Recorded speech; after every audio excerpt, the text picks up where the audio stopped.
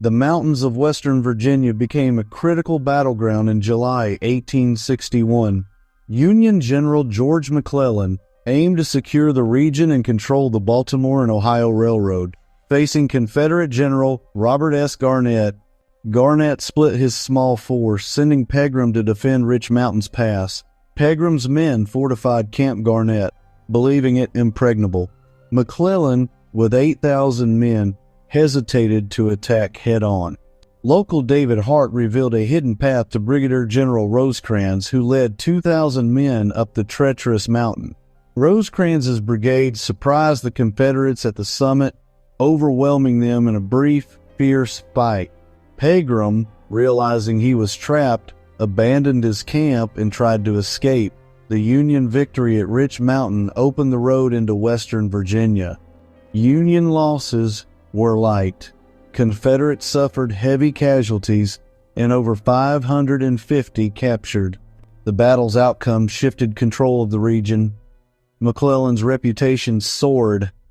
The Union's path into the heart of western Virginia was now clear. The war in the mountains had just begun.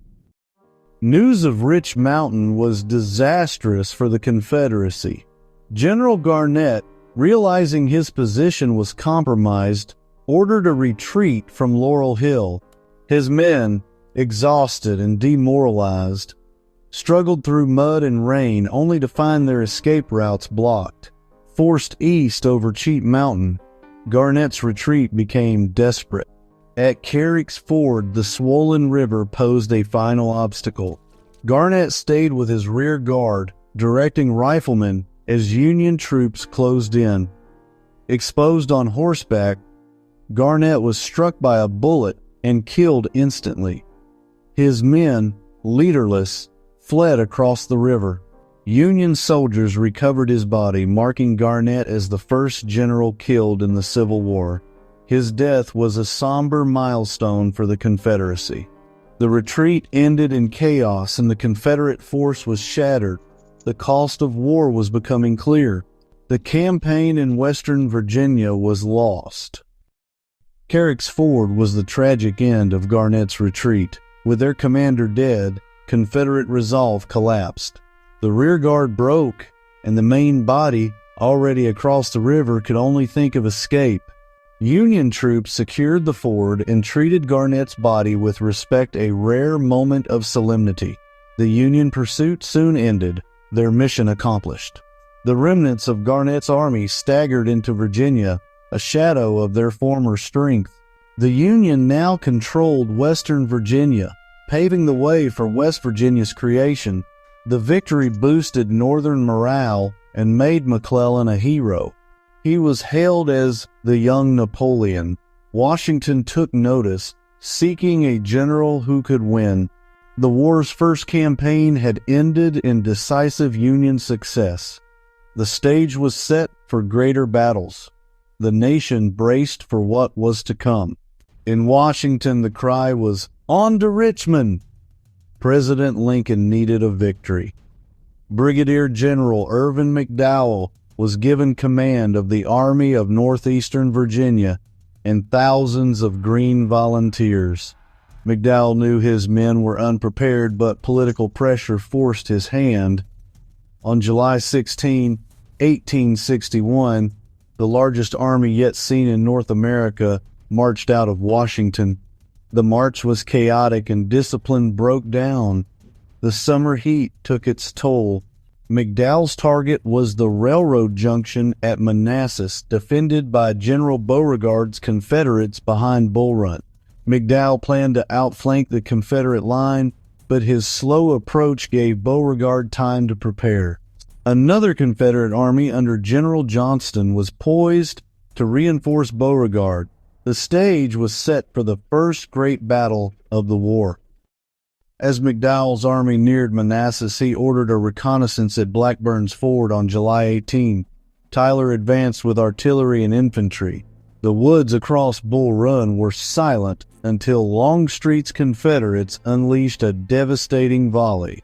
The Union troops were caught in the open, pinned down by hidden riflemen.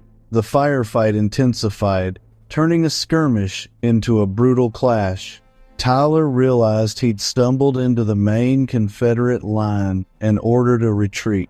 The Union suffered significant casualties. The defeat shook Union morale and boosted Confederate confidence.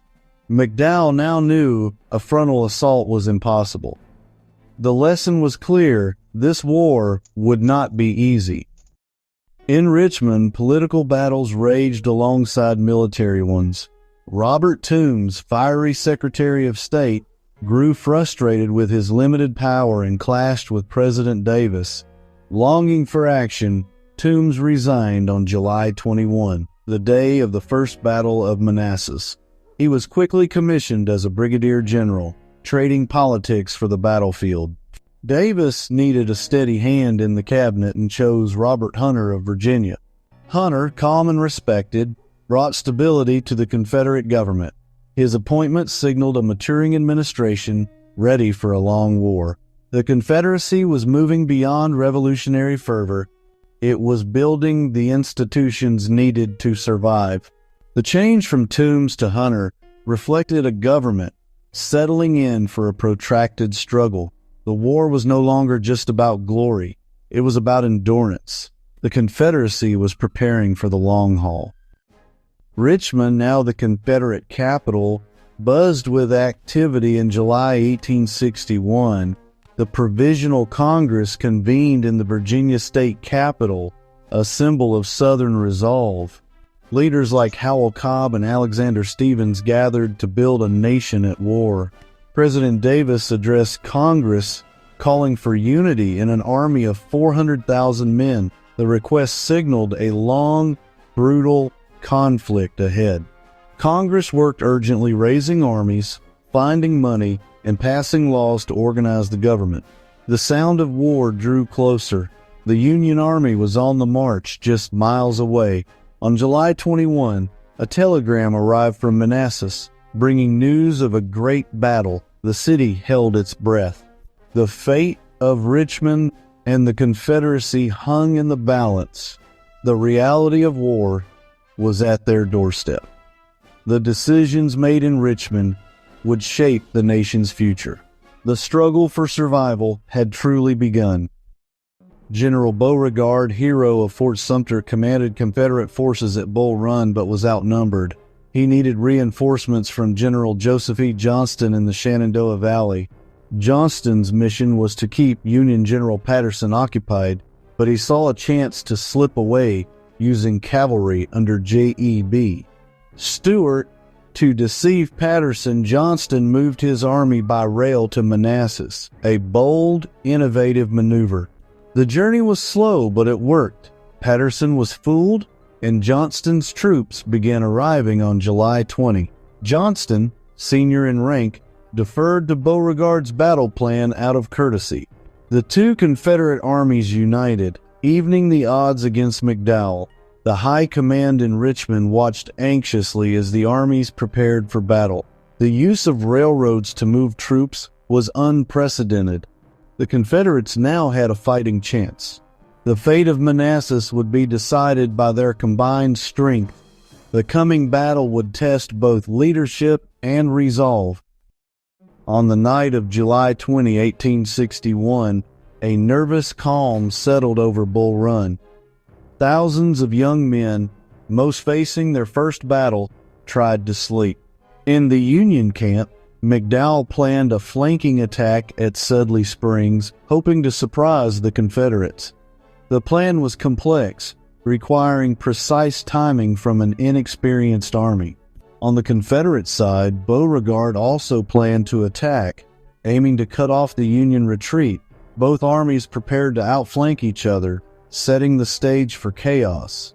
As dawn broke, Union columns began their march, but confusion and delays cost them the element of surprise. Confederate signalmen spotted the movement and alerted Beauregard. July 20, 1861, the Union Army, 35,000 strong, marched towards Manassas Junction under a sweltering sun. Their blue uniforms clung to them, sweat-soaked. The city buzzed with anxious hope. Everyone expected a quick victory. President Lincoln pressed General McDowell, "On to Richmond!" But these men were green, barely trained. The march was slow and chaotic. Soldiers strayed for blackberries, filled canteens. Their target, Manassas Junction, a vital railroad hub. Confederate General Beauregard waited with 22,000 men. The Confederates were defending their homes. They dug in along Bull Run, a sluggish creek, a natural defense. McDowell's army reached Centerville after 2.5 days. Confederate reinforcements began arriving by train the first time railroads moved troops to a battlefield. Union intelligence missed this crucial shift. The Union soldiers camped uneasily, the confidence of Washington fading. Across the valley, they saw Confederate campfires and realized the enemy was real and close. The festive mood vanished, replaced by a quiet dread. The fields around Centerville, beautiful and green, would soon run red. The Union Army was about to face its first true test. General McDowell knew a direct assault on Bull Run would be a bloodbath. The stone bridge was heavily defended, so he devised a flanking maneuver, a diversion at the bridge, while the main force swung north to cross at Sudley Springs and attack the Confederate left. It was a bold plan, but it demanded discipline and timing qualities his Green Army lacked. 13,000 men began their march at 2:30 a.m. The night was pitch black, the roads narrow and confusing. The column became a tangled mess of men, wagons, and artillery. Dawn broke with the Union flanking force still miles from their objective. The element of surprise was slipping away. Meanwhile, at the Stone Bridge, General Tyler's division opened fire at 5:30 a.m., the first major shots of the Civil War. Civilians from Washington watched from nearby hills, expecting a spectacle, not a slaughter. Confederate General Beauregard believed this was the main attack. But on Signal Hill, Captain Edward Porter Alexander spotted Union troops moving north and sent a warning. "Look out for your left, you are turned." Colonel Evans received the message and realized the real threat was on his flank. He quickly shifted his men to intercept the Union column at Sudley Ford. The secret was out. The battle's focus was shifting. The Union's complex plan was unraveling in the confusion of the march. The Confederates scrambled to respond. Colonel Evans acted fast. Leaving a few men to defend the Stone Bridge, he marched the rest west to block the Union flanking force. Burnside's brigade finally crossed Sudley Ford around 9:30 a.m., hours late, tired but confident. They advanced, expecting an easy victory. Unaware, Evans's small force waited on Matthews Hill. Evans positioned his men for a clear field of fire. As the Union troops appeared, Evans ordered them to fire a devastating volley. The Union soldiers, expecting surprise, were instead ambushed. Their lines faltered, chaos erupting as men dove for cover. The battle for Bull Run had truly begun, not at the Stone Bridge, but on Matthews Hill. The sound of musketry drew in more Confederate and Union troops. General B and Colonel Bartow rushed to support Evans. McDowell pushed more Union divisions forward. The fight escalated, plans dissolving as the battle took on a life of its own. The fate of both armies now hung on the actions of commanders in the field. Evans's outnumbered men held Matthews Hill for over an hour against overwhelming Union attacks. Reinforcements under B and Bartow arrived, but the Confederates were still outnumbered. The fighting was brutal. Smoke, screams, and musket fire filled the air. Union artillery pounded the Southern lines, their rifled cannons wreaking havoc. The Confederate line began to break.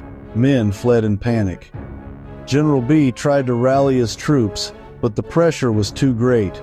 By 11:30 a.m., the Confederate line collapsed, retreating in chaos toward Henry House Hill. Union soldiers cheered, believing victory was theirs. Civilians watching from afar celebrated, convinced the battle was won. A message was sent to Washington: the rebels have been defeated. But the fight was far from over. The retreat was only the beginning of a bloodier struggle. The Union pressed forward, eager to finish the job. The Confederates regrouped on higher ground. The real test was yet to come. The day's outcome was still uncertain. The Confederate retreat ended at Henry House Hill, where Generals Johnston and Beauregard rallied the fleeing troops. The hill, home to the elderly Judith Henry, became the center of the fight. McDowell hesitated, pausing instead of pressing his advantage. He ordered Union artillery forward onto the hill, exposing them dangerously close to the enemy. The battle for the hill began with a fierce artillery duel. Union infantry charged up the slope, capturing ground only to be driven back by Confederate counterattacks. The fighting dissolved into chaos. Regiments mixed, smoke thickened, and confusion reigned. The Henry House itself was hit by artillery, killing Mrs. Henry, the first civilian casualty. The struggle for the hill became the decisive moment of the day. Whoever held this ground would win the battle. Both sides fought desperately, neither willing to yield the fate of the armies, and perhaps the war hung on Henry House Hill. The Union's early confidence was fading. The Confederates, battered but determined, dug in for a final stand. The outcome would be decided here. As the Confederate line wavered, Jackson's fresh brigade arrived and took position behind the crest of Henry House Hill. Jackson's calm resolve inspired the shattered Southern troops. General B pointed to Jackson. "There is Jackson standing like a stone wall. Rally behind the Virginians." The Stonewall Brigade became the anchor of the defense. McDowell ordered Union artillery even closer, but with little infantry support. Jackson's men waited until the Union troops were within 50 yards, then unleashed a devastating volley. The Union line faltered. Jackson ordered a charge. The Virginians surged forward with the rebel yell, overwhelming the Union batteries in savage hand-to-hand combat. The loss of the cannons was a crushing blow to the Union. The Confederates briefly lost, then recaptured the guns, but the momentum had shifted. The Union attack stalled. Jackson's line held firm. The legend of Stonewall was born. The Confederates seized the initiative. The Union's hopes of victory faded. The battle's tide had turned. By late afternoon, the exhausted Union army faced fresh Confederate reinforcements on their right flank. Beauregard ordered a general counterattack. The rebel yell echoed as Confederates surged forward. The Union line collapsed, retreat turning to panic. Soldiers, civilians, and congressmen fled in chaos, the great skedaddle. The road to Centerville was jammed with fleeing men and overturned wagons. A Confederate shell blocked the main escape route, adding to the chaos. The Confederates, too exhausted to pursue, held the field. President Jefferson Davis arrived, urging pursuit, but the Southern army was spent. As darkness fell, the battlefield was silent except for the wounded. The Confederates had won, but at great cost. The Union army limped back to Washington shattered. The first great battle of the Civil War ended in disaster for the North. News of victory in Washington turned to panic as the truth emerged. Soldiers and civilians flooded back into the Capitol, spreading stories of defeat. Lincoln and his cabinet waited anxiously, fearing a Confederate attack. The fantasy of a 90-day war was shattered. Casualties shocked the nation. Nearly 3,000 Union, almost 2,000 Confederate. The dead lay unburied in the summer heat, many unidentified. Matthew Brady's photographs brought the grim reality home. War was no longer romantic. Lincoln called for a new commander, George B. McClellan. McClellan's task was to rebuild the broken army into the Army of the Potomac. The defeat ended the North's innocence. The war would not be won quickly or easily. The nation braced for a long, bloody struggle. Bull Run was only the beginning. The shock of Bull Run galvanized the North. Congress passed the Crittenden and Johnson Resolution, declaring the war's aim preserve the Union, not conquer the South or end slavery. The South, buoyed by victory, grew overconfident, believing the war nearly won. The North learned hard lessons, better training, longer enlistments, and real leadership were needed. The battle exposed failures of command and the heroism of ordinary soldiers. New heroes emerged: Stonewall Jackson, the Army of the Potomac. Technology, railroads, telegraphs proved decisive. The romantic vision of war died at Bull Run. The struggle ahead would be total and the cost unimaginable. The road from Bull Run would be long and paved with sacrifice. In July 1861, the CSS Sumter arrived at Puerto Cabello, Venezuela. Commanded by Raphael Semmes, the Confederate warship aimed to disrupt Union commerce. Semmes, determined to cripple the northern economy, targeted merchant ships. Venezuela, officially neutral, became a diplomatic battleground. Governor Visitacion Urrutia, sympathetic to the Confederacy, granted Semmes coal and safe harbor, offering a taste of international recognition. The U.S. consul protested, sending urgent messages to Washington. The Union Navy, already stretched thin, faced a new threat. Semmes, having destroyed 8 Union merchant ships, became a phantom menace, challenging Union authority. The sailors sensed history turning, as Semmes knew this was only the beginning of a new era of naval warfare. The war was no longer confined to American soil. The Union would have to adapt to this global threat. In Washington, the shock of Bull Run lingered. George B. McClellan took command, hailed as the Union's new hope. At just 34, McClellan was seen as a brilliant organizer. He found chaos and a desperate need for order. McClellan imposed discipline, established camps, and purged incompetent officers. He drilled the men relentlessly, transforming a mob into a professional army. His presence inspired confidence. McClellan demanded the best equipment, training, and intelligence. He resisted political pressure to attack before his army was ready, insisting on careful preparation. Within weeks, the Army of the Potomac emerged, disciplined, powerful, and proud. McClellan's reforms restored hope to the Union cause. The transformation was remarkable. The Union Army was now a force to be reckoned with. McClellan's leadership had changed the course of the war. The nation waited for McClellan's next move. In the remote New Mexico territory, a different kind of war unfolded. Lieutenant Colonel John R. Baylor led a small Confederate force with grand ambitions to seize the Southwest. On July 27, 1861, Baylor captured Fort Fillmore with just 300 Texans. The Union garrison, nearly 700 strong, was better equipped but poorly led. After a failed attack, Major Isaac Lind ordered a disastrous retreat across the desert. Baylor's men pursued relentlessly, harrying the exhausted Union column. At San Augustine Springs, Baylor surrounded the remnants and demanded surrender. Lind capitulated. Baylor had seized southern New Mexico. He declared the Confederate territory of Arizona, naming himself governor. The war in the far west had begun with a Confederate victory. Baylor's boldness reshaped the map and inspired Southern ambitions. The Desert Campaign had set a new front in the Civil War. At Fort Monroe, Virginia, a quiet revolution was underway.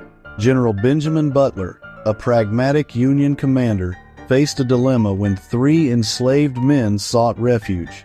Refusing to return them, Butler declared them contraband of war property used to aid the enemy. This legal loophole allowed the Union to shelter escaped slaves without directly challenging slavery. By July's end, nearly 1,000 formerly enslaved people had reached Fort Monroe, working for wages and finding sanctuary. Butler's policy forced the Lincoln administration to confront the issue of slavery.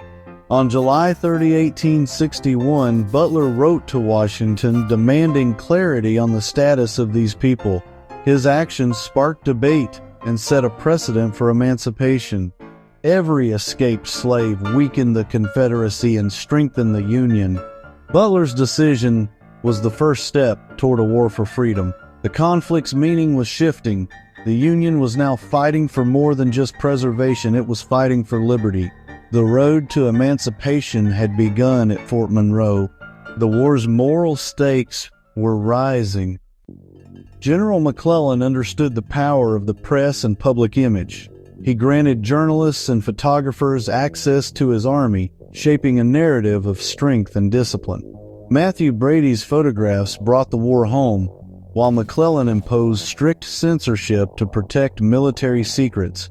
Only approved reporters could approach the front, balancing public curiosity with security. This new relationship between army and media would define war reporting for generations. McClellan also embraced innovation, most notably the reconnaissance balloon.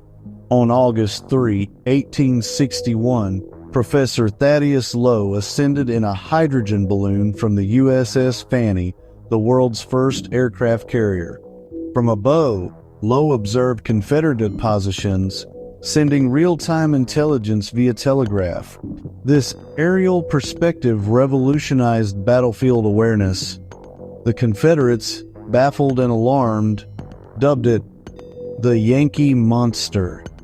McClellan now had eyes in the sky, stripping away the fog of war. The age of aerial reconnaissance had begun. Technology and media were reshaping the conflict. The Union gained a crucial edge in intelligence. The war was entering a new era of innovation. The battlefield would never look the same. The Union blockade aimed to strangle the Confederacy, but in 1861, it was still taking shape. The USS South Carolina arrived off Galveston, Texas, on August 3, enforcing the blockade. Galveston, a vital port, braced for attack as Captain James Alden opened fire on an unfinished Confederate battery. The bombardment was brief and caused little damage, but it sent a clear message the war had reached Texas. Confederate troops fired back, and the city's resolve hardened. The skirmish was small but significant, signaling that no southern port was safe. Galveston's citizens rallied to strengthen defenses. For the Union Navy, the attack revealed the challenges of coastal warfare. The Gulf Coast would become a contested battleground. The struggle for control of southern ports had begun. The blockade was no longer just a threat, it was a reality. The war at sea was escalating. After Bull Run, William Tecumseh Sherman's leadership stood out. Once plagued by self-doubt, Sherman proved his mettle commanding a brigade under fire. While others faltered, his men held firm. He was everywhere on the battlefield, calm and decisive. Lincoln took notice, promoting Sherman to brigadier general on August 3, 1861. Though some doubted his temperament, Lincoln saw a commander who understood the war's grim reality. Sherman predicted a long, brutal conflict, needing hundreds of thousands of men. His promotion marked a turning point, setting him on a path to become one of the war's great architects. Alongside Grant, Sherman would help pioneer a new, relentless style of warfare. The journey to his legendary march to the sea began here. From defeat, Sherman's rise signaled a new era of Union leadership. The Union needed fighters like him. The war's future would be shaped by men of his resolve. War demanded money more than tariffs and land sales could provide. By summer 1861, the Union was spending nearly $2 million a day. On August 5, Lincoln signed the Revenue Act, imposing America's first federal income tax. A flat 3% tax on incomes over $800 marked a radical shift in government power. The tax was controversial but seen as a patriotic necessity. Most Northerners accepted it as a shared sacrifice for the Union's survival. Enforcement was weak at first, but the principle was set.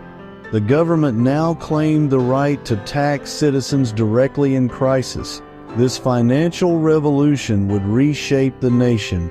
The war's cost was changing the relationship between people and government. The income tax was born in the crucible of conflict. The Union's survival depended on more than just armies; it needed resources. As summer waned, Congress faced mounting pressure to strike at slavery. Enslaved people were vital to the Confederate war effort. On August 6, 1861, Congress passed the Second Confiscation Act, allowing the seizure of property, including slaves, used to aid the rebellion. Slaves forced to support the Confederate military would be freed. The act was limited, but marked a turning point. The Union would now use emancipation as a weapon of war. Debate was fierce. Radicals wanted full abolition. Conservatives feared alienating border states. The act was a compromise, but a significant step toward making the war a crusade against slavery. That same day, Congress ended its special session, having armed Lincoln with new powers. The war's moral and political stakes had changed. Emancipation was now on the horizon. On August 7, 1861, a dispatch arrived in Cairo, Illinois, a vital Union outpost at the confluence of the Ohio and Mississippi rivers. The recipient, Ulysses S. Grant, a quiet, unremarkable officer recently promoted to brigadier general. Grant's past was checkered. He'd left the army under a cloud, struggled in civilian life, and fought for a commission when war broke out. Now he was in command of a critical post facing Confederate threats from Kentucky and Missouri. His troops were raw and undisciplined, but Grant wasted no time imposing order and drilling them for battle. He was not a flashy leader, no grand speeches, no dashing uniform, just a steady presence, often seen with a cigar and a rumpled coat. Grant's focus was on action, not words. He moved through the camps inspecting, organizing, and preparing for the fight ahead. In the humid August air, a new kind of leader was emerging, one who would change the course of the war. Few noticed at the time, but the Union's fate had just shifted. Grant's quiet resolve was about to make history. Grant's promotion marked a shift in Union strategy from political appointments to real fighters. Lincoln, burned by Bull Run, now sought men who could win, not just raise troops. Grant's strength was organization and relentless focus on logistics and discipline. In Cairo, he secured steamboats, improved defenses, and drilled his men for the long war ahead. He led by example, always present, always working. Grant saw the big picture rivers were the key to the West, and he was already planning campaigns deeper into Confederate territory. He built a team of capable officers and enforced discipline, preparing his men for the grind of war. The former store clerk was now thinking in terms of grand strategy and supply lines. In the heat of August, the Union had found its most determined leader. Grant was ready to turn plans into action. While Grant built an army in the West, the war in the East took a darker turn. On August 7, 1861, Confederate troops burned Hampton, Virginia, not the Union invaders. The act, ordered by Brigadier General John B. Magruder, was meant to deny the Union a base near Fort Monroe and to prevent runaway slaves from finding refuge. Hampton's destruction signaled a new, ruthless phase of war where civilian property became a target. The flames sent a message. The Confederacy would destroy its own towns before surrendering them. For residents, it was devastation. For the South, a symbol of desperate resistance. The burning of Hampton foreshadowed the total war to come. The Civil War's brutality was just beginning. Magruder's order to burn Hampton was a bold, desperate move. Outnumbered by Union forces at Fort Monroe, he relied on deception and audacity. By destroying Hampton, he denied the Union shelter and resources, forcing them to stay behind their fortress walls. Confederate soldiers, many from Hampton, watched their own homes burn a painful sacrifice for their cause. The act deepened bitterness and set a precedent for the war's escalating destruction. In the short term, Magruder's gamble worked. Union forces hesitated, and his reputation as a cunning commander grew. But the cost was immense. Hampton's ruins became a symbol of both defiance and loss. The war was now as much about destroying as conquering. The cycle of devastation had begun. In Missouri, the war's chaos played out in miniature, a state split by loyalty and violence. Governor Claiborne Fox Jackson pushed for secession, while St. Louis's Unionists, led by Nathaniel Lyon, fought back. Lyon, a fierce abolitionist, drove the pro-Confederate government from the capital and vowed to crush rebellion. Jackson and Sterling Price rallied a makeshift army, soon joined by Confederate reinforcements under Ben McCulloch. By August, two armies converged near Springfield. Lyon's outnumbered Union force in a larger Confederate-Missouri alliance. Lyon's officers urged retreat, but he chose to attack, risking everything on a surprise assault. The stage was set for the first major battle west of the Mississippi. Missouri's fate and the control of the West hung in the balance. The coming clash would be brutal and decisive. The nation watched as Missouri became a battleground. On August 9, 1861, Lyon marched his small Union army out of Springfield, aiming for a surprise attack at Wilson's Creek. He split his force, leading a frontal assault while Colonel Franz Sigel flanked from the south. The Confederates, planning their own attack, were caught off guard by rain and returned to camp, unaware of Lyon's approach. At dawn, Union artillery shattered the Confederate camp, seizing the high ground Bloody Hill. For a moment, victory seemed possible, but the Confederates, rallied by Price and McCulloch, fought back fiercely. Sigel's flanking column also struck, but a fatal mistake, misidentifying Confederate troops as friends, led to disaster. Sigel's men were routed, and the Union's advantage began to slip away. The battle devolved into chaos and close combat. The outcome hung by a thread. The fight for Bloody Hill was savage bayonets, smoke, and confusion everywhere. General Lyon, wounded twice and with his horse shot out from under him, refused to leave the field. As Union lines faltered, he led one last charge, rallying his men with a shout. A musket ball struck him in the chest. Lyon fell, the first Union general killed in the war. His death shattered Union morale. Major Sturgis took command, but with ammunition low and the enemy pressing, he ordered a retreat. The battered Union army withdrew, carrying Lyon's body from the field. The Battle of Wilson's Creek was over, a bloody, costly fight. The Confederates held the ground, but at great cost. The war in the West had truly begun. Exhausted Confederates could not pursue the retreating Union army. Wilson's Creek was a scene of carnage, over 2,500 casualties on both sides. The Confederates claimed victory, boosting Southern morale and control in Missouri, but their losses crippled further advances. Lyon's death made him a Union martyr, galvanizing Northern resolve. Within months, Union forces would reclaim Missouri. In 1861, Indian Territory faced a fractured Union and the withdrawal of federal troops. Confederate envoy Albert Pike sought to win the allegiance of the 5 civilized tribes. Pike promised arms, money, and respect for tribal sovereignty. He argued the Confederacy and tribes shared interests, including the defense of slavery. Treaties were signed, offering representation in the Confederate Congress and land guarantees. These alliances secured the Confederacy's western flank and potential warriors.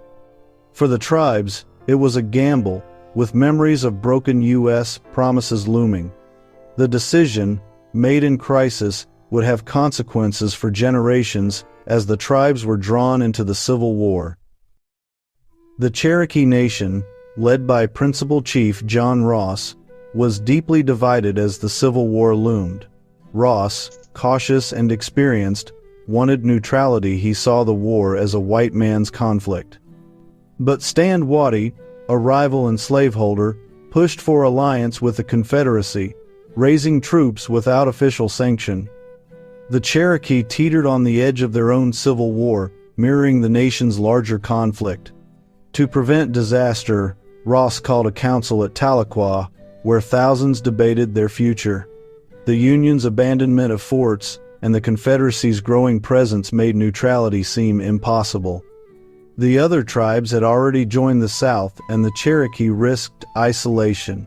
After days of heated debate, the council reluctantly chose to negotiate with Albert Pike. It was a decision made out of necessity, not enthusiasm.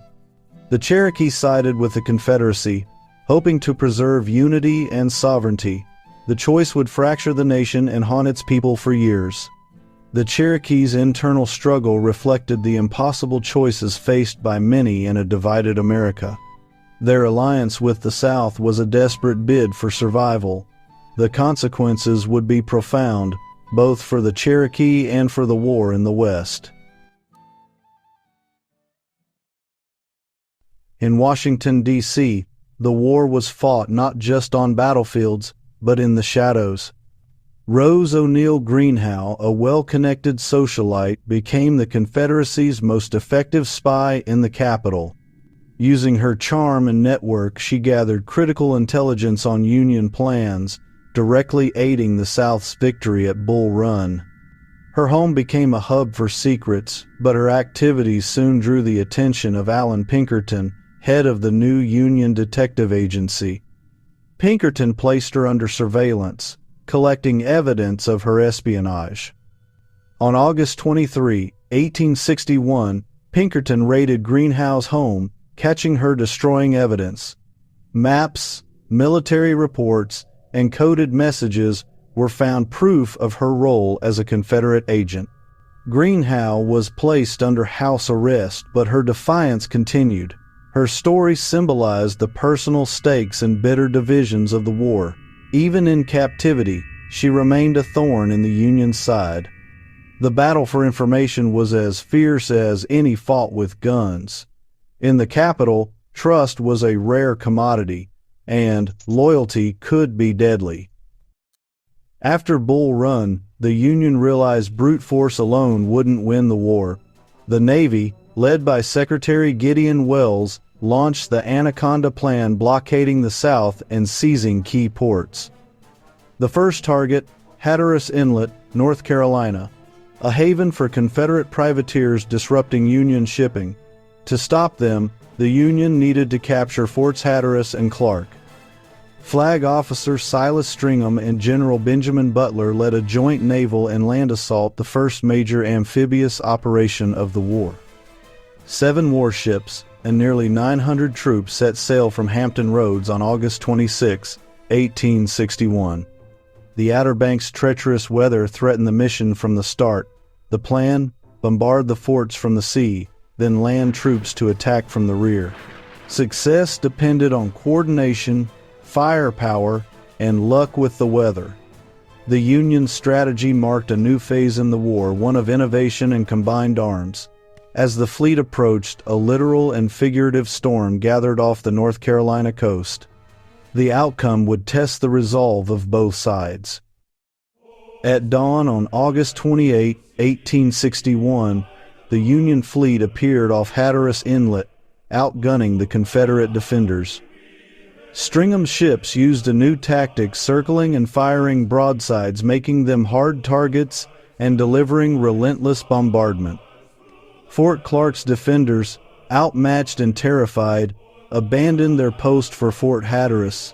Butler's troops struggled ashore through violent surf, but managed to secure the empty Fort Clark. The naval bombardment of Fort Hatteras continued for 2 days, shattering morale and defenses. With no hope of reinforcement, the Confederate commander surrendered on August 29. The Union had its first major victory since Bull Run won by naval power. The capture of Hatteras Inlet closed a key Confederate backdoor and boosted Northern morale. The operation proved the effectiveness of joint land-sea assaults. The Confederacy's coastal defenses were now vulnerable. The Union's blockade strategy was off to a strong start. The victory at Hatteras signaled a turning point in the war at sea. The North had found a new path to victory. In Missouri, Union General John C. Fremont took a radical step. On August 30, 1861, he declared martial law and ordered that rebels' property, including slaves, would be confiscated and enslaved people freed. It was the first emancipation proclamation of the war. Fremont's order aimed to crush guerrilla warfare and strike at slavery, but he acted without Lincoln's approval. The North's reaction was split. Abolitionists cheered, but border states were outraged. Fremont's boldness threatened to push slaveholding Unionists toward the Confederacy. The proclamation forced the issue of slavery into the open. Lincoln now faced a political crisis, one that could decide the fate of the border states. Fremont's move was both visionary and reckless. The war for Union was becoming a war for freedom. The stakes had never been higher. The president had to act. Lincoln's top priority was preserving the Union, and that meant keeping the border states loyal. Fremont's emancipation order threatened this delicate balance, confirming fears that the war was about abolition. Lincoln privately urged Fremont to modify his order to match federal law, but Fremont refused. Forced to act, Lincoln publicly rescinded the Emancipation Clause, aligning policy with the Confiscation Act. The decision angered abolitionists but kept the border states from seceding. Lincoln's pragmatism showed the complexity of wartime leadership. He sacrificed popularity for political necessity. The road to emancipation would be long and fraught with compromise. The president's actions revealed the limits of military authority in a democracy. The struggle over slavery and Union was far from over. Lincoln's careful maneuvering kept the fragile coalition intact.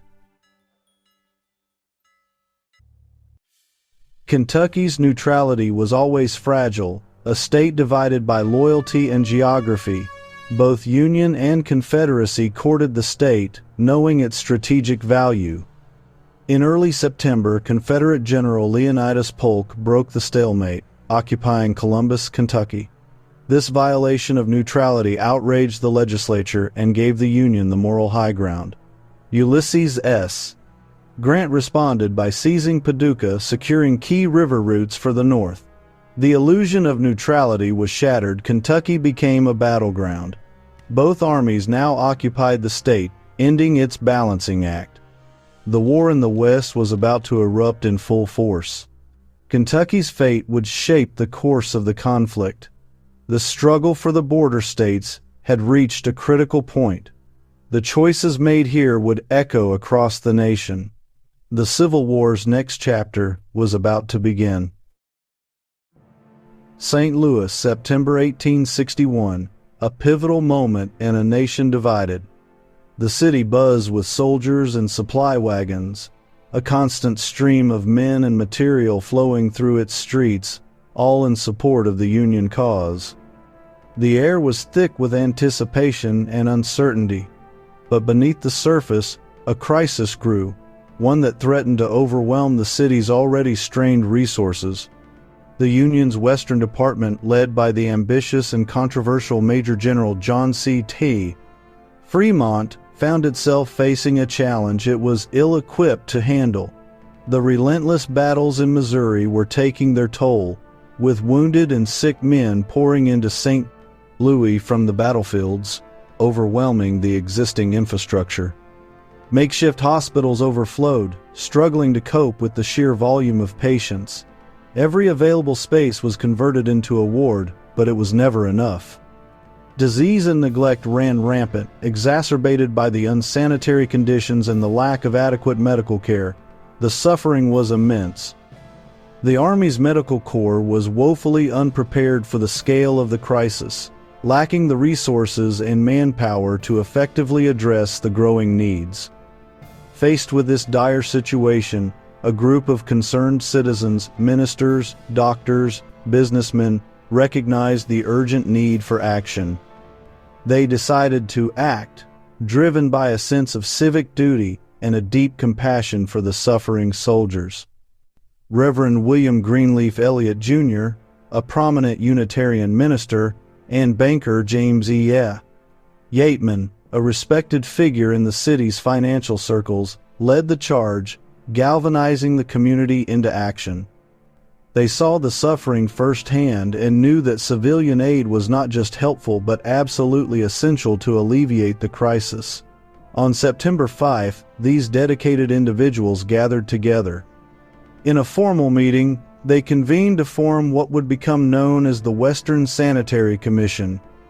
Their mission to provide desperately needed medical supplies, clean clothing to replace the tattered and soiled uniforms of the soldiers, and to establish sanitary conditions in the hospitals and camps, thereby improving the overall health and well-being of Union soldiers in the West. They worked independently, a civilian organization filling the gaps left by the overwhelmed military. They dedicated themselves to raising funds and mobilizing volunteers, with many of them being women who formed local aid societies. They inspected camps, identified deficiencies, and demanded improvements in hygiene and living conditions. Demonstrating their commitment, they even established hospital ships on the Mississippi River, floating havens for the sick and wounded. Recognizing the value of their efforts, General Fremont quickly sanctioned their work, formally endorsing the commission through General Order 159. The commission rapidly became a lifeline for thousands of soldiers, providing essential care and support during a time of immense hardship. It was a testament to the power of civilian compassion and the unwavering spirit of volunteerism in the face of wartime adversity. In St. Louis, amidst the turmoil of the Civil War, a new front had quietly opened, a battle against disease, neglect, and despair. It was a front that would ultimately save countless lives and leave an enduring legacy of humanitarian service. Far south, lying just off the coast of Mississippi, sits Ship Island, a narrow strip of land in the Gulf of Mexico. It's a seemingly insignificant sliver of sand, but its location made it a key strategic point during the Civil War. Ship Island held immense strategic value for both the Union and the Confederacy. Its position offered control over vital waterways and access to major ports. Whoever controlled Ship Island could effectively threaten New Orleans, a major Confederate stronghold and a vital port for trade and supplies. And Mobile, another crucial Confederate port city, would also be vulnerable to attack. The Confederates, fully recognizing the island's importance, quickly moved to fortify it, constructing a small fort and establishing a garrison to defend their claim. However, their control was short-lived. On September 9th, the USS Massachusetts, a Union warship under the command of Captain Melancton Smith, appeared offshore, its guns trained on the Confederate defenses. Realizing they were outgunned and facing a superior force, the Confederates made a difficult decision. They burned their supplies, rendering them useless to the enemy. Under the cover of darkness, they slipped away at night, abandoning the island to the approaching Union forces. The next morning, Union sailors landed on a deserted, smoldering island, the remnants of the Confederate retreat still visible in the ashes. They raised their flag without firing a shot, claiming Ship Island for the Union. Ship Island's deep harbor quickly became a major Union base of operations, a strategic asset in the Gulf. It served as the primary staging ground for the Gulf blockading squadron, tightening the noose around Confederate ports. The Union now had a firm foothold on the Confederate coast, a critical advantage in the ongoing conflict. This was a quiet but crucial victory that paved the way for the larger campaign against New Orleans, a campaign that would ultimately cripple the Confederacy's ability to wage war. Nestled deep within the rugged embrace of the Appalachian Mountains lies the sprawling landscape of western Virginia, a region defined by its dramatic topography and the strategic Kanawha Valley. It was here, amidst these challenging terrains, that Union and Confederate forces clashed in a pivotal struggle, each vying for control of the Kanawha Valley, a vital artery for transportation and resources. This valley held immense strategic importance for both sides. Leading the Confederate charge was Brigadier General John B. Floyd, his troops, holding a seemingly impregnable position at Carnifex Ferry, a crucial river crossing that offered a commanding view of the surrounding area. There they stood firm, awaiting reinforcements to bolster their ranks and solidify their hold on the valley. But fate had other plans, and on September 10th, the calm before the storm was shattered. Union General William S. Rosecrans, determined to break the Confederate grip, launched a fierce attack, leading a formidable force of 7,000 men towards the Confederate stronghold. The ensuing battle raged with unrelenting intensity in the dense woods, the thick foliage obscuring vision and amplifying the chaos. The fighting spilled over into the steep ravines, the rugged terrain adding another layer of complexity and danger to the already brutal conflict. As dusk descended, confusion reigned supreme, the fading light making it nearly impossible to distinguish friend from foe. Despite the setbacks, Rosecrans, undeterred, prepared to renew the assault with the first light of dawn, determined to press his advantage. But Floyd, acutely aware that his forces were significantly outnumbered and critically low on ammunition, faced a grim reality. He realized, with a sinking heart, that his seemingly strong position had become a deadly trap, one from which escape seemed increasingly unlikely. Under the cover of darkness, that very night, he made the difficult decision to order a silent retreat, hoping to salvage what remained of his command. The weary Confederate soldiers slipped away, disappearing into the night as they made their way across the river. As the sun painted the sky with the hues of sunrise, Union troops cautiously advanced, only to find the Confederate camp completely abandoned, eerily silent. With the Confederate forces gone, the Union's hold on the Kanawha Valley was finally secured, a strategic victory that would have far-reaching consequences.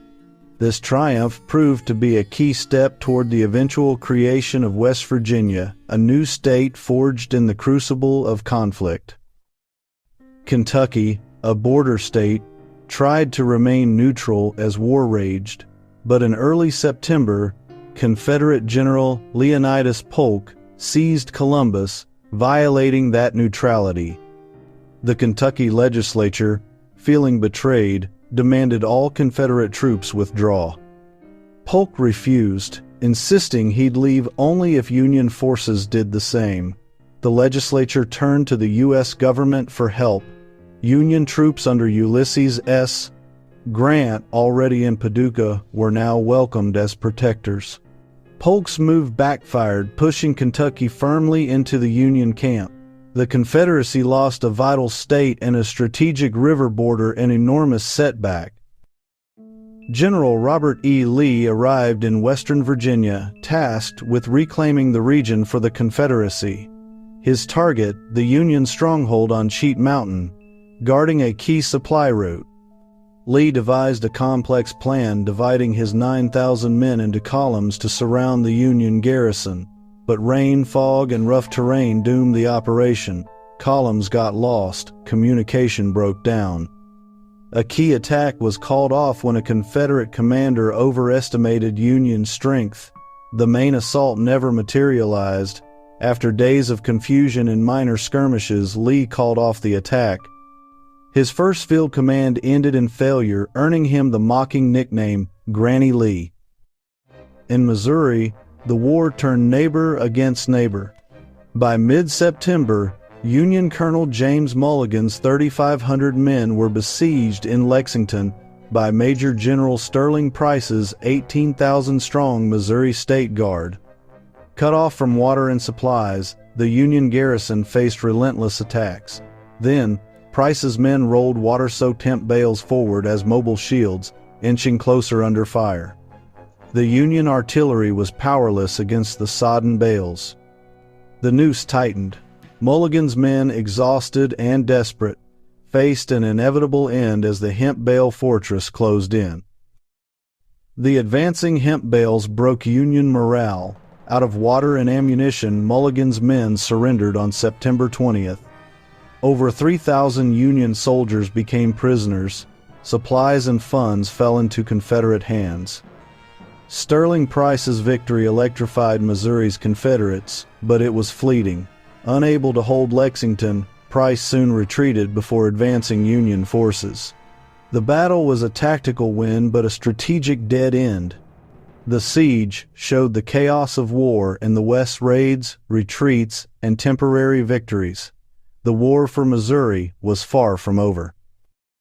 Pensacola, Florida Confederates held the city, but the Union controlled Fort Pickens at the harbor's mouth. The USS Colorado's officers, frustrated by Confederate preparations, planned a daring night raid. On September 13th, Lieutenant John H.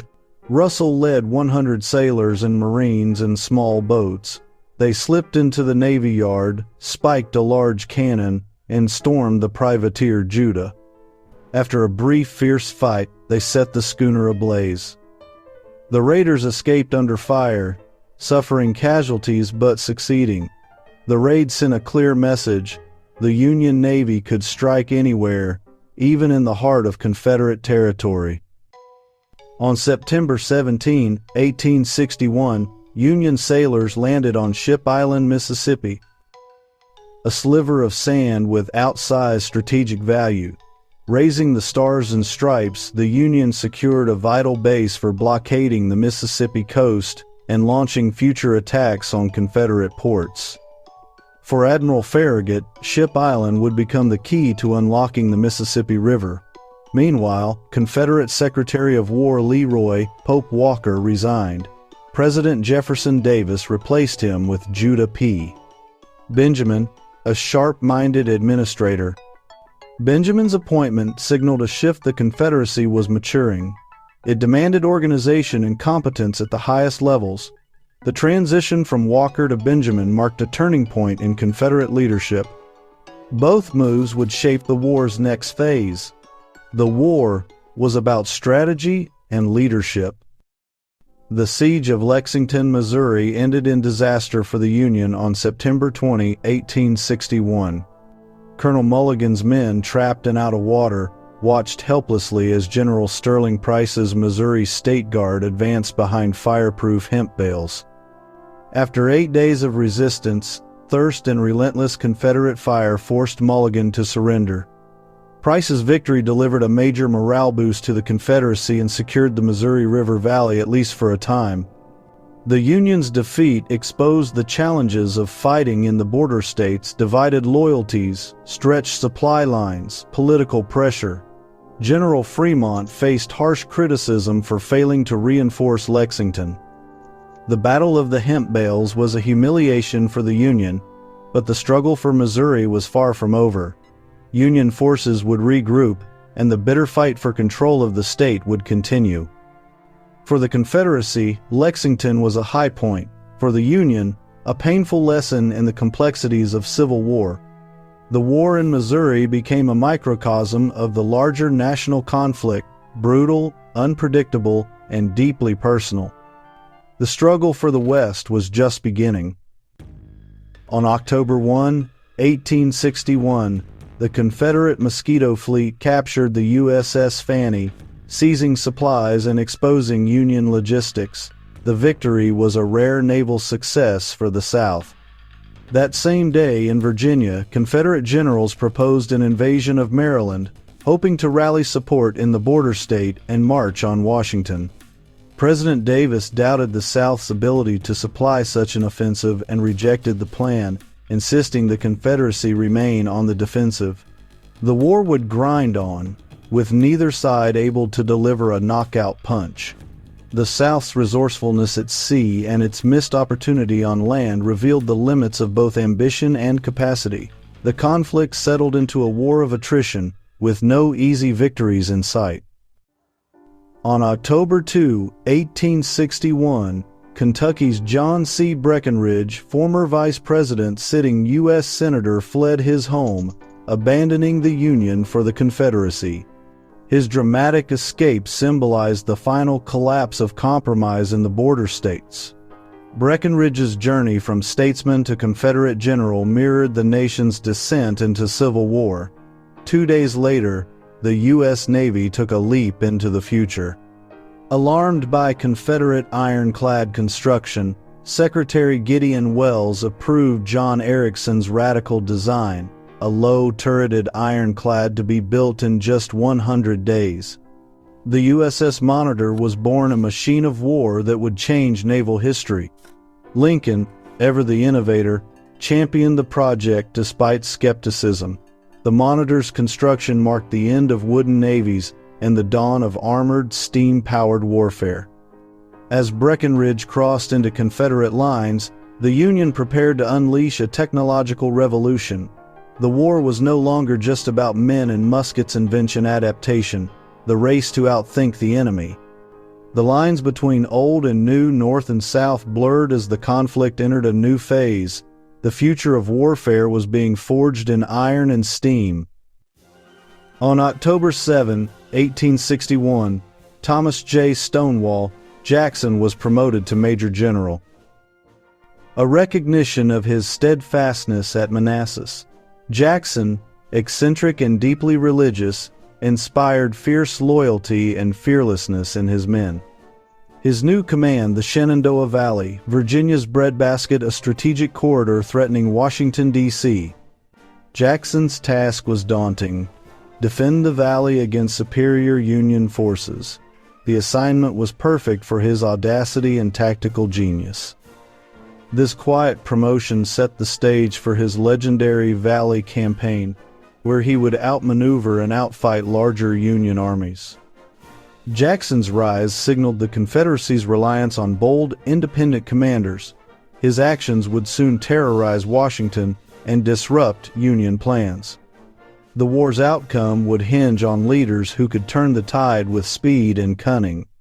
Jackson's ascent was the first step toward Confederate legend. On the night of October 8, 1861, Confederate forces launched a surprise raid on the Union camp at Santa Rosa Island, Florida. General Bragg's men crossed from Pensacola, aiming to destroy the camp by spiking the guns of Fort Pickens. The 6 New York Zouaves caught sleeping were overwhelmed. Tents burned and chaos erupted. For a moment, the Confederates seemed victorious. Discipline broke down as they looted and celebrated. The alarm sounded. Union regulars from Fort Pickens rallied to counterattack. The initial shock gave way to a desperate fight in the darkness. The Confederate success was fleeting. Their disorganization cost them dearly. The battle for Santa Rosa Island was just beginning, with both sides bloodied and the outcome uncertain.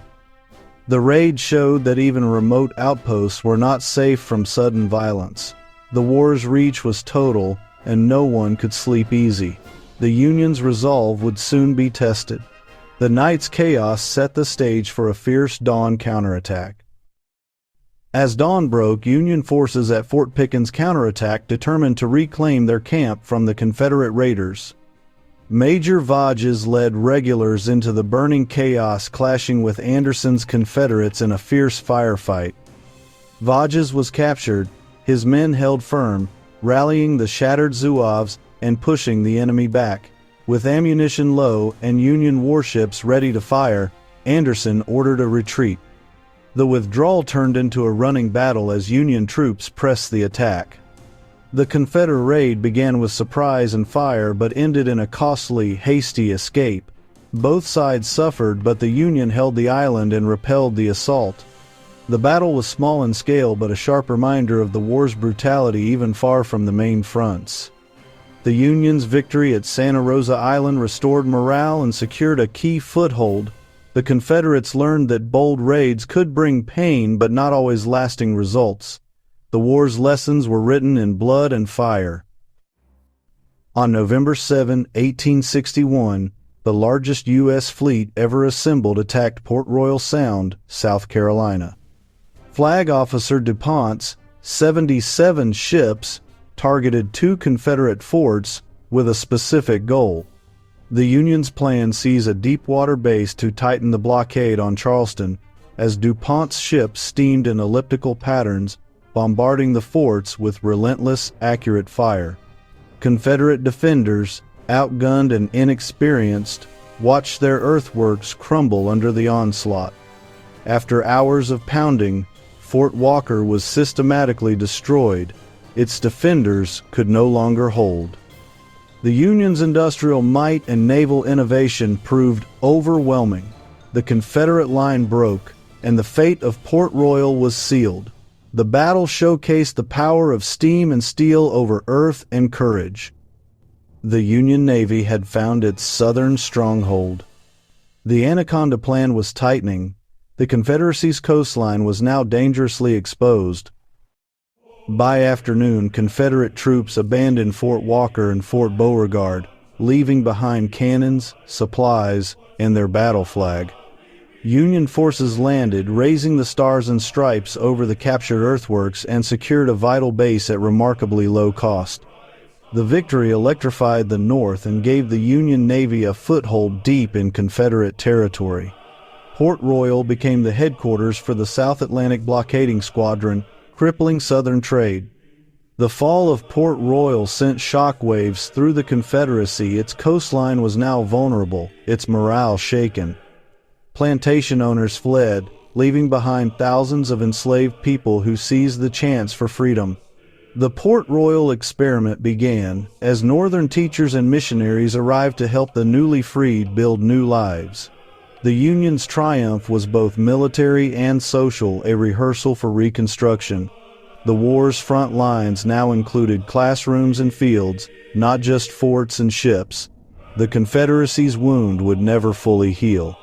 The war for the South's future had truly begun. Autumn had settled over the Shenandoah Valley, leaves aflame and the air sharp with cold. A brittle calm lay over Harper's Ferry on the morning of October 13th.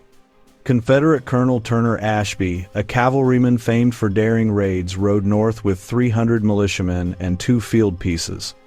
His objective was not the town's houses or the armory, but Bolivar Heights and a windfall, roughly 40,000 bushels of wheat stored there.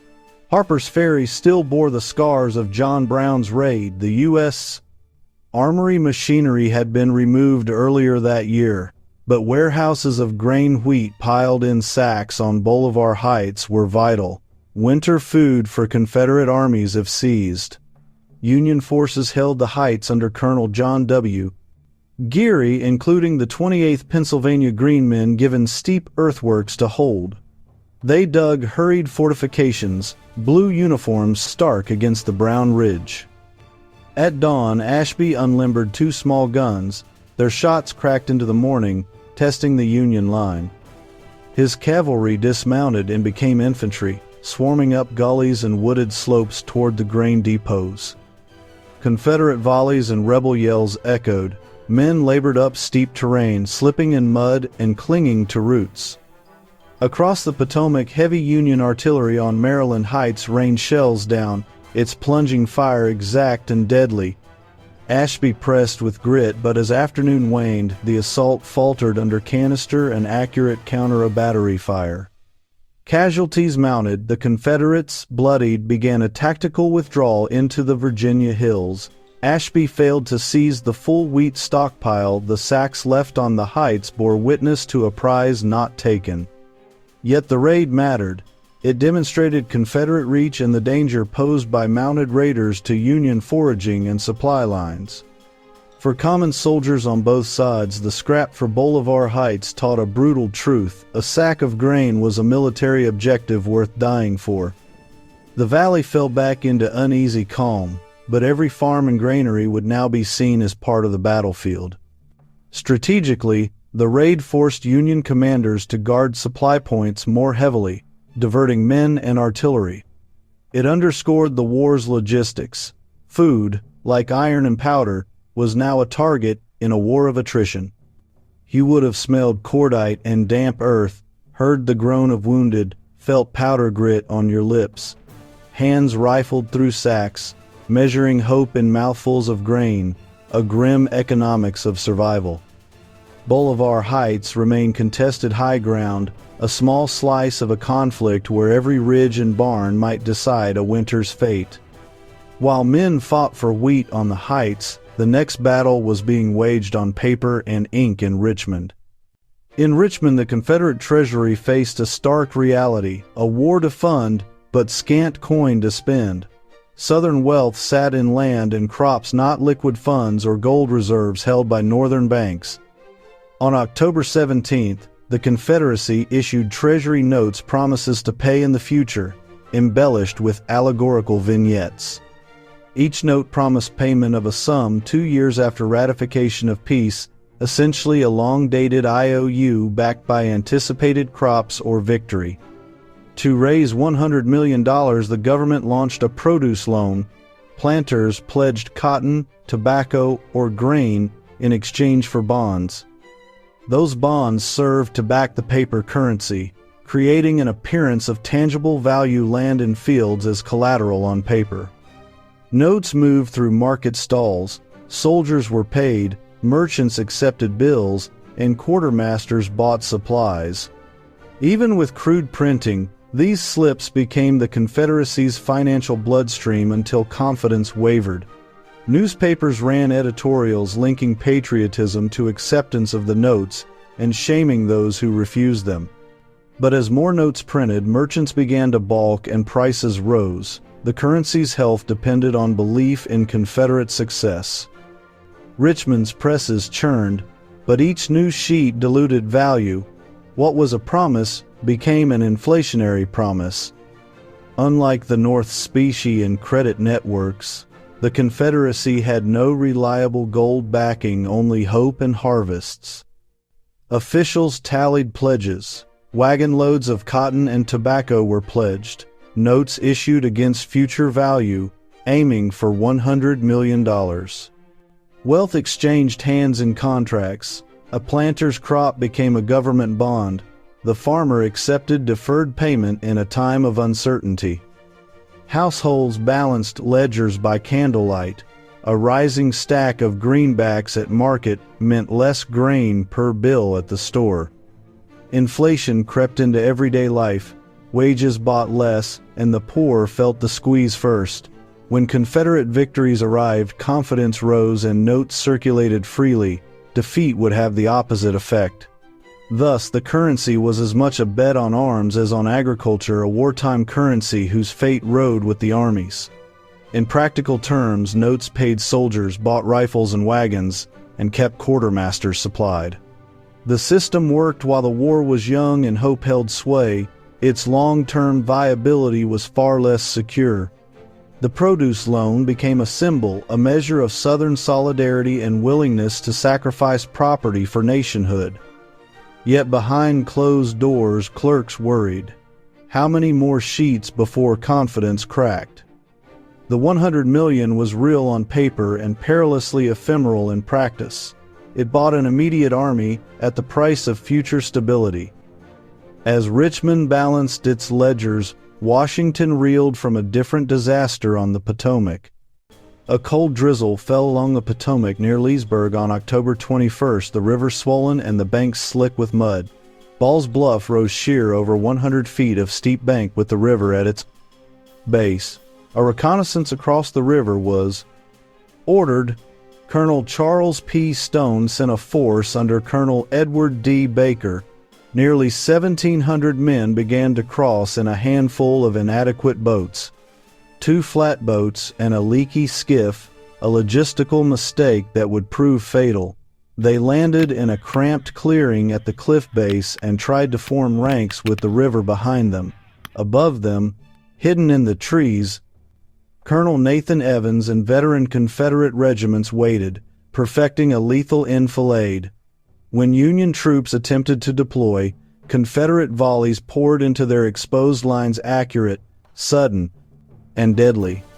Pinned on a narrow shelf of ground, the Union men fired back with what little cover they had. Edward Baker, a U.S. Senator and Lincoln confidant, was conspicuous in command, moving along the line to steady his troops. He rallied them. "Don't you want to see a senator in Congress shot?" A cry that became grimly prophetic. A sudden, deadly volley ripped through the command group. A private rose from behind a tree and fired.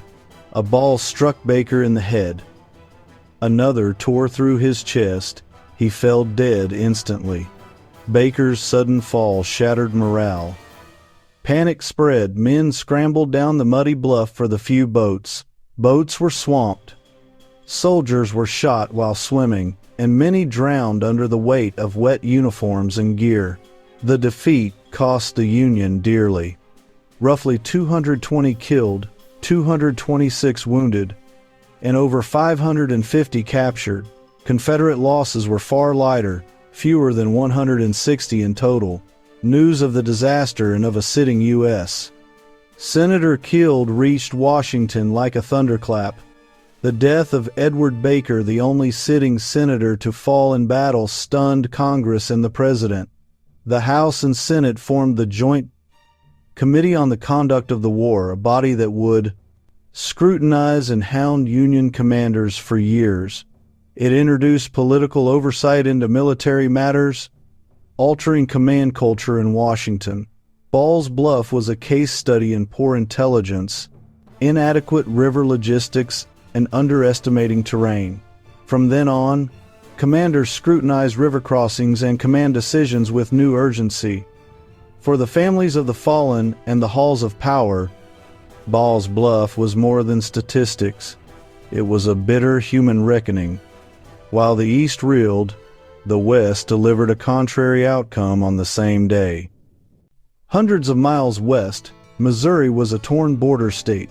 On October 21st, Fredericktown became a flashpoint. Loyalties split neighbor from neighbor in towns and farms across the state. Prohetstation Commander M. Jeff Thompson, the self-styled Swamp Fox, led approximately 1,500 militia and guardsmen. Opposing him was Colonel Joseph Plummer with United States regulars and volunteer columns, totaling roughly 3,500 men. Plummer would press the town head-on while Colonel William Carlin swung to the south to cut off retreat, a two-pronged plan to encircle Thompson. Scouts reported Thompson camped south of Fredericktown. The Union march moved with brisk purpose. Thompson's pickets fired early, rousing the main camp. Rather than wait, Thompson elected to strike quickly. He positioned men on a wooded ridge and placed artillery to command the road, a bold, aggressive deployment. As Plummer's lead elements, including cavalry, advanced, Confederate guns opened with thunder. The first Union push faltered against unexpected resistance, but their numerical superiority remained the decisive factor. A detachment of Illinois and Wisconsin troops executed a flanking move, supported by well-placed artillery. Thompson saw the danger. His lines risked being enveloped by fresh Union columns closing the trap. His poorly equipped militia began to give way. A retreat order turned into a scattering of units. In a bitter twist, Thompson's retreat ran straight into Carlin's fresh column, the very pocket the Confederates had hoped to reach.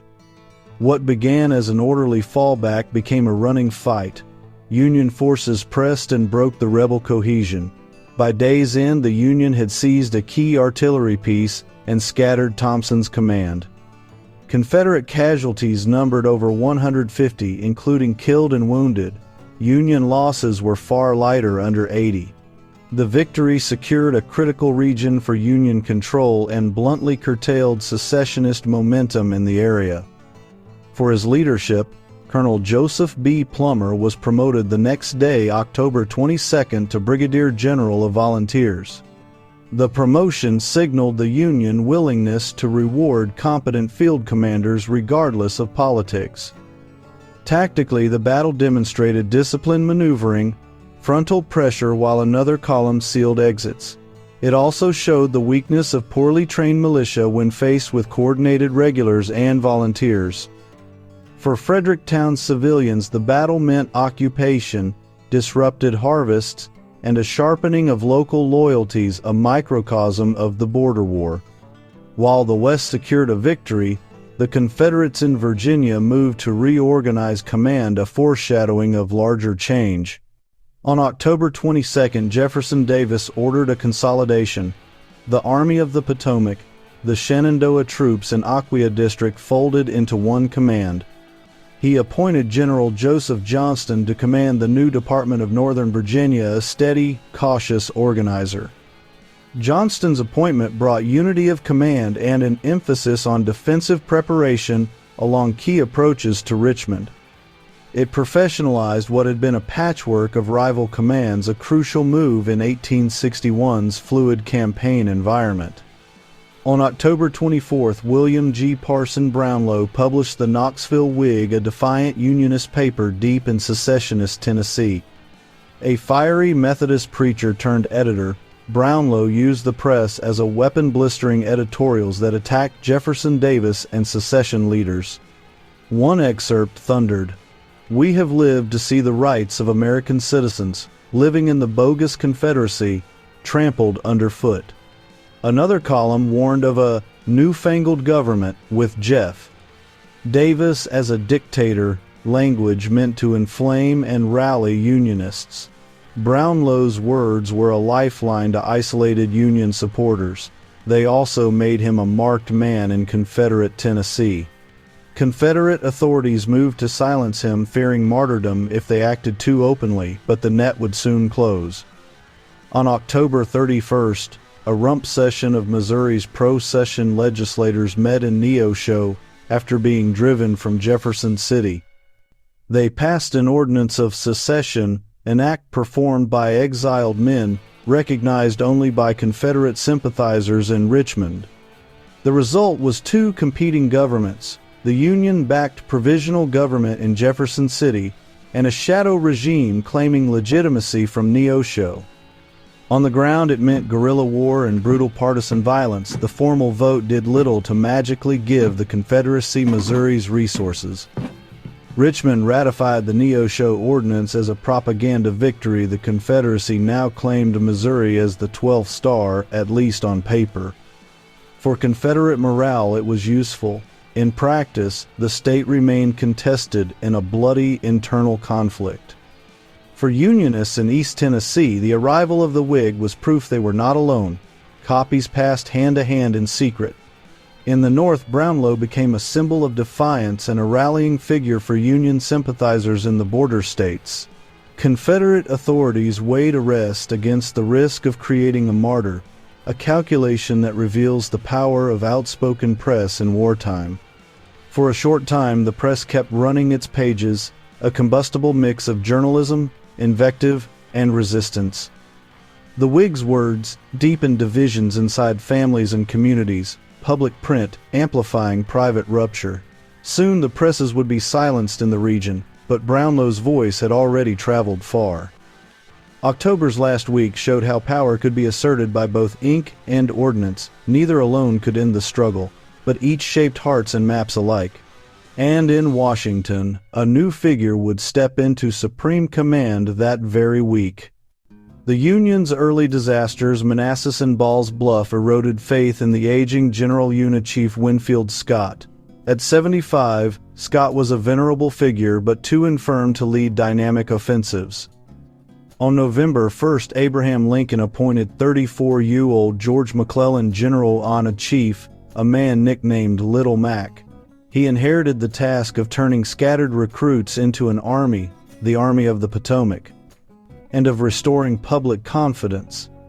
McClellan was a superb organizer, systems for supply, detailed training regimens, and a staff that turned raw men into disciplined units.